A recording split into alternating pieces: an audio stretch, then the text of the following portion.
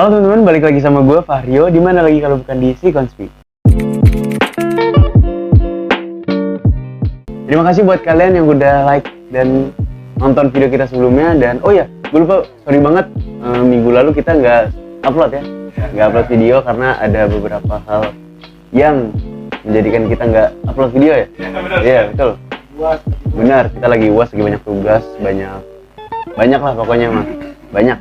Dan kebetulan banget sebagai gantinya di video kita kali ini, gue bakal ngebahas sebuah teori yang udah nggak asing lagi di kuping kita nih, apalagi khususnya di kuping para penikmat musik rock.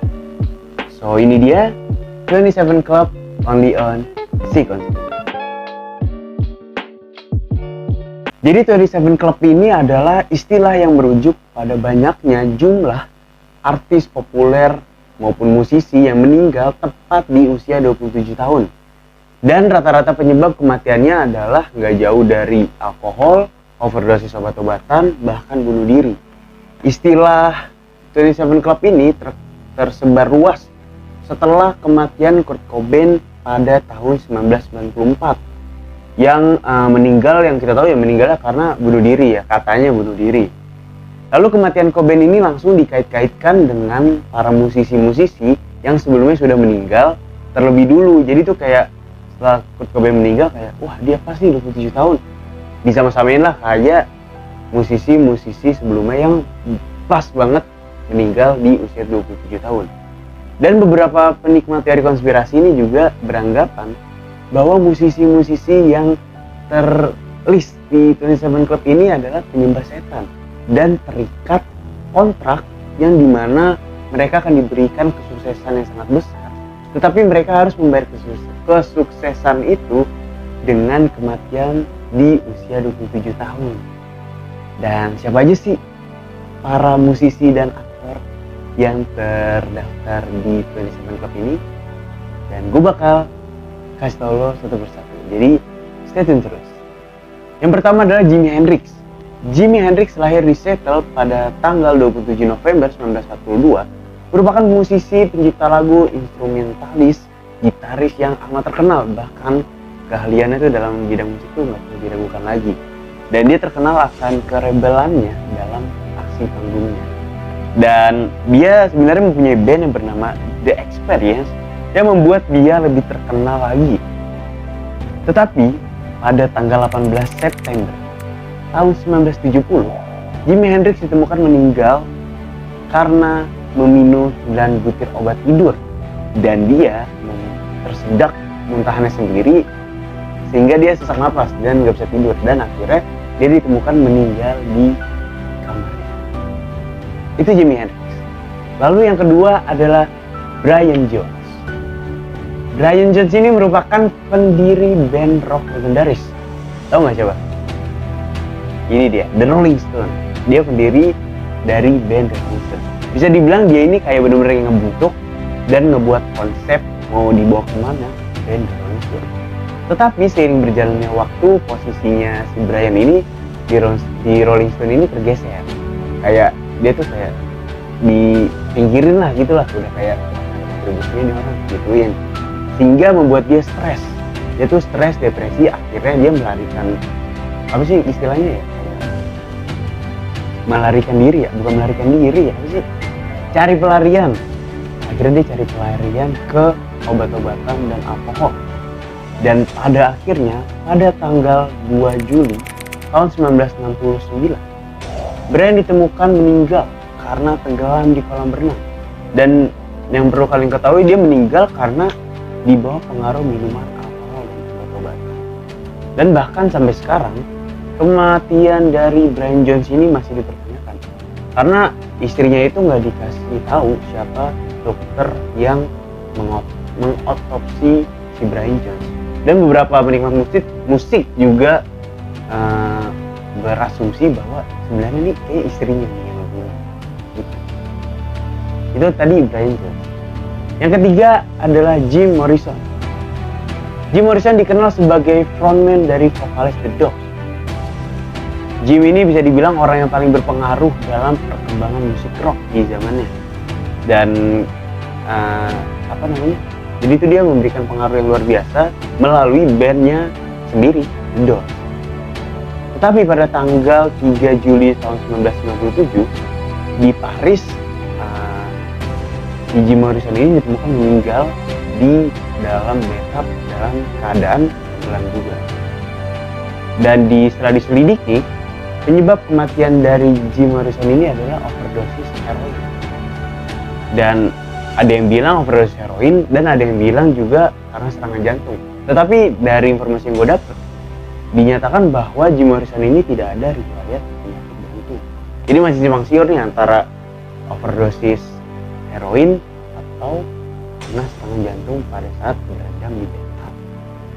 Dan yang lebih anehnya lagi, pemakaman Jim Morrison ini hanya dihadiri 5 orang tanpa ada perwakilan dari The Doors, bandnya, maupun dari keluarganya.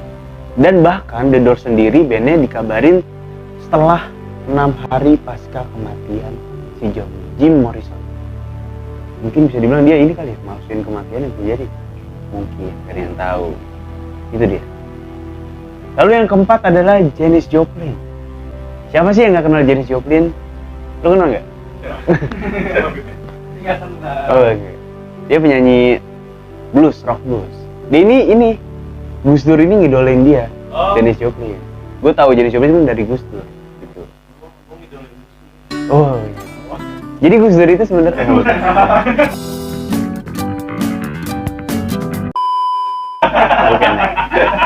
Salah. Lanjut. Jadi pada tanggal 4 Oktober tahun 1970, Janis Joplin ditemukan meninggal dunia dikarenakan karena overdosis heroin dan alkohol. Tuh, alkohol dan heroin itu berbahaya banget. Enggak, gue ngasih tahu aja. Gak ada salahnya. Edukasi penting. Kematian Janis Joplin ini nggak berselang lama setelah kematian Jimi Hendrix. Dan jasad Joplin ketika ditemukan, dia keadaannya tuh masih tertancap jarum suntik, dia masih ketancap gitu, parah banget. Jadi itu kayak bener-bener dia ketergantungan akan heroin. Dan yang perlu kalian ketahui, ini Janis Joplin ini musisi yang sangat terkenal di zamannya. Dia beraliran rock blues dan bahkan ketenarannya ini sering disandingkan dengan Marilyn Monroe. Dan sangat disayangkan dia ditemukan tewas. Lagi-lagi dia ditemukan tewas dikarenakan itu tadi, overdosis heroin. Itu Janis Joplin. Lalu berikutnya adalah Kurt Cobain. Ini pencetus, istilahnya gara-gara dia nih 27 Club ini terkenal banget. Iya, bener, pentolannya lah. Kalau 27 Club buat band, dia nih. Abang-abang? Enggak, korban itunya, korban overdosis. Jadi pada 8 April tahun 1994, bisa dibilang hari yang sangat kelam untuk para penikmat musik, khususnya genre grunge. Dulu ketahuan nih gue belum yang grunge. Hah? Oke, lanjut. Jadi Kurt Cobain ini adalah frontman dari band Nirvana, ditemukan tewas di rumahnya di kota Seattle, Washington, Amerika Serikat. Cobain tewas dengan tembakan di kepala yang diduga kuat dikarenakan bunuh diri. Alasan kuat penyebab Kurt Cobain bunuh diri ialah depresi, ketergantungan heroin. Dan bisa dibilang kematian Cobain ini memperkenalkan tadi 27 Club lebih luas. Ini Kurt Cobain ini yang paling berpengaruh banget sih kata gue. Kayak kacau lah pokoknya bener. Jadi itu dia kayak bener-bener yang semuanya lah gitu. Apaan sih aja? Jelas banget. Kacau banget nih kan. Pembuka jalan. Iya bener. Seven Club ke dia. Gitu. Lalu yang keenam adalah Amy Winehouse. Musisi nyentrik asal Inggris meninggal pada 23 Juli tahun 2011 di rumahnya di London. Dia tuh penyanyi asal London Inggris. Amy meninggal disebabkan keracunan alkohol. Dan perlu diketahui sebelumnya Amy sempat beberapa kali bolak-balik untuk rehabilitasi akan ketergantungannya kepada alkohol. Dan pada akhirnya rehabilitasi itu tidak bisa menolong Amy. Dan dia akhirnya mati, lagi meninggal di usianya ke-27 tahun yang dikarenakan overdosis. Lalu yang ketujuh adalah Kim Jong Hyun. Kim Jong Hyun ya, bukan Kim Jong Un. Kim Jong Hyun. Salah satu member boyband SHINee ini ditemukan meninggal pada tanggal 18 Desember 2017. Baru nih, udah lama-lama banget. Kematian Hyun ini disebabkan oleh keracunan monoksida. Jadi dia kayak bunuh diri, tapi ruangannya tuh kayak ditutup dan dipenuhin asap gitu lah, karbon monoksida. Dan dia keracunan. Jadi sebelum meninggal, dia sempat ngasih pesan ke kakaknya kalau dia mau bunuh diri. Dan beberapa kali dia sempat tertangkap kayak ngantongin surat wasiat kayak Kurt Cobain. Kurt Cobain kok ada tuh surat wasiatnya kalau dia mau bunuh diri. Nah itu dia ada, dan beberapa kali ketangkap kamera dia sedang bunuh diri. Jadi mungkin bisa dibilang dia udah benar-benar merencanakan kematiannya di jauh hari. Dan ditambah lagi dia meninggal pas di usia ke-27. Dan yang terakhir ada Anton Yelchin. Mungkin yang kalau lu nggak kenal ya, Anton Yelchin ini adalah aktor, produser kalau nggak salah, dan sutradara. Dia itu terkenal di filmnya Terminator. Yang terakhir tau nggak lu? Yang jadi John Connor yang waktu masih muda. Oh, iya. Tahu kan? Nah itu. Sama dia main Star Trek. Nah itu dia terkenal di situ.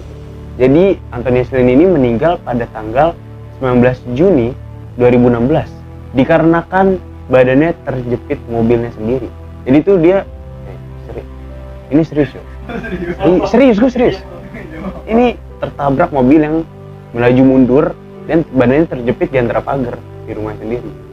Dan yang lebih disayangkannya lagi, beliau ini meninggal saat karya sedang di puncak-puncak.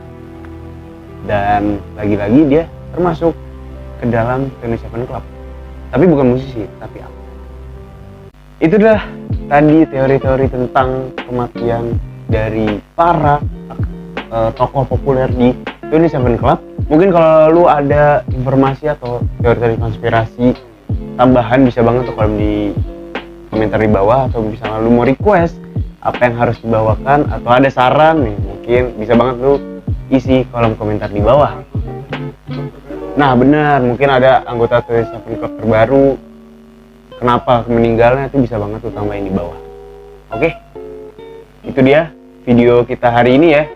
Oke, boy, gue nanya nih, dikacangin video kita hari ini ya. Oke, tetap tunggu video kita selanjutnya. Caranya gimana? Subscribe dan nyalakan loncengnya. Ting ting ting ting. Oke, gue Farino Friza, pamit undur. Gue Farino Friza pamit undur diri. Sampai jumpa. Terima kasih untuk yang sudah nonton video ini, dan jangan lupa like, comment, and subscribe. Oh iya, jangan lupa buat nonton video kita selanjutnya. Oke, thank you. Kacau emang nih si project.